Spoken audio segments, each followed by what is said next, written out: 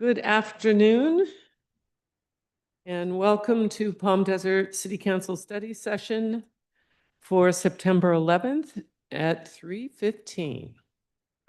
So we're going to have a presentation from our city clerk, Mr. Mejia.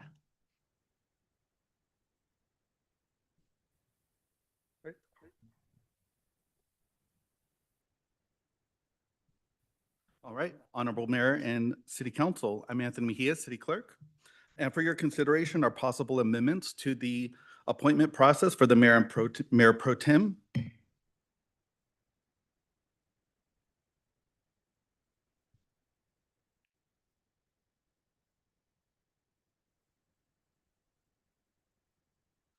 Okay, today I'll be seeking your direction on two issues. First is a clarification that declining service as either Mayor or Mayor Pro Tem resets a council member's last served date for purposes of rotation priority.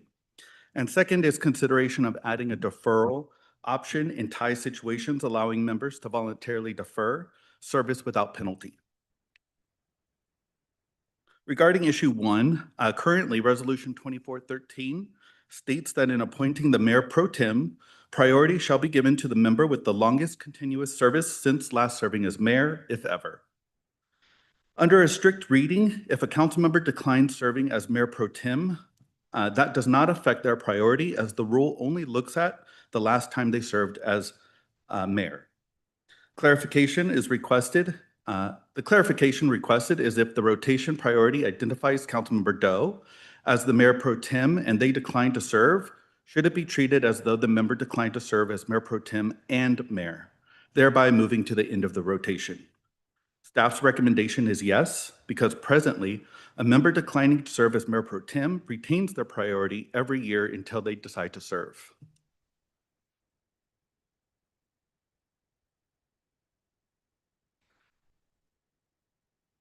If the City Council agrees, the proposed amendment would state if a member declines service as Mayor or Mayor Pro Tem, that member shall be deemed to have last served as Mayor in the year in which service was waived, and in future placement in the rotation shall be adjusted accordingly. An example is, if a member declines appointment as Mayor Pro Tem in December 2025, they will be treated as though they served as mayor with a term ending December 2026. The second issue is tie situations. Currently, when there is a tie, the rules require a method of chance to break the tie. There is no option for members to cordially defer to another while maintaining their priority for the following year. For example, if 3 council members are tied, the tie will be broken by drawing straws. The winner will serve as Mayor Pro Tem and the other 2 will participate in a tiebreaker the following year. If this provision is added and we had a 3-way tie, the 2 members would like Councilmember Doe to serve as Mayor Pro Tem first. They may defer and retain their priority for the following year.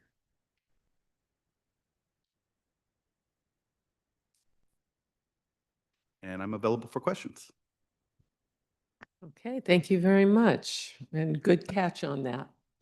Okay, are there any questions? Sure. My question is, if there is a 3-way tie between council member A, B, and C, and A defers, and then there's a draw for B and C, then for the following year, then would it be A and B that would enter the next tie and have to do another tiebreaker? That is correct. Okay, thank you. Okay, are there any other questions? Yes. In the example of Councilwoman Quintanilla of council members A, B, and C, move this from the abstract. Do we presently have a future tie coming our way? Yes. So if the first issue is clarified that declining to serve as Mayor Pro Tem counts as also declining to serve as mayor, then we will have a 3-way tie between you, Councilmember Perdetto, Councilmember Nestandi, and Councilmember Quintanilla. And so if there was a desire for 1 or 2 to defer, that's not an option presently.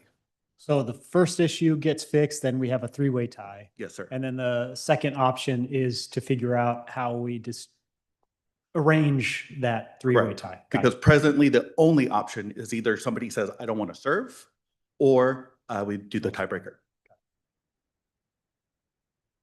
Any other questions or comments? I mean, I look at what you've done and you've provided us with a solution that makes sense to me. Does anybody else thoughts on that? I concur. But do Okay. we have to choose on the second part of your issue? Yes. So that way I will be bringing whatever your decision is to the October first meet or the October meeting. Okay. So in terms of the deferral, is it either or, so we can decide through discussions and negotiations, or if there's no negotiated agreement, then it goes to The tiebreaker. Kent's. Got it. Okay, yeah. Sounds good to me.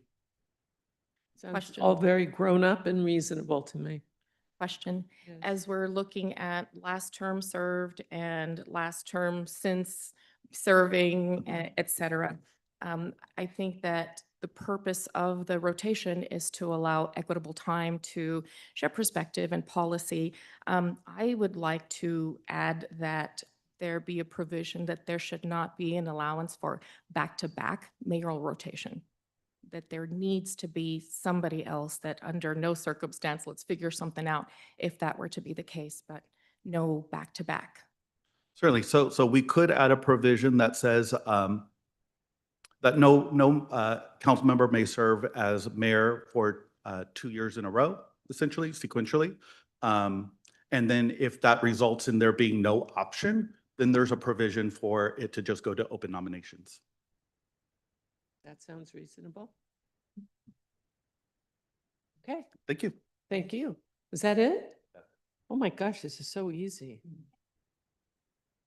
We go crazy. All right. All right, so that we've done our work. Is there anything else? Great job, Anthony. I know this was a lot to wrangle and finesse the language, and thank you for that. Nothing additional for study session. Great, thank you. Okay, so then we will meet back here, what time? At 3:45. We got plenty of time. Okay. Thank you so much.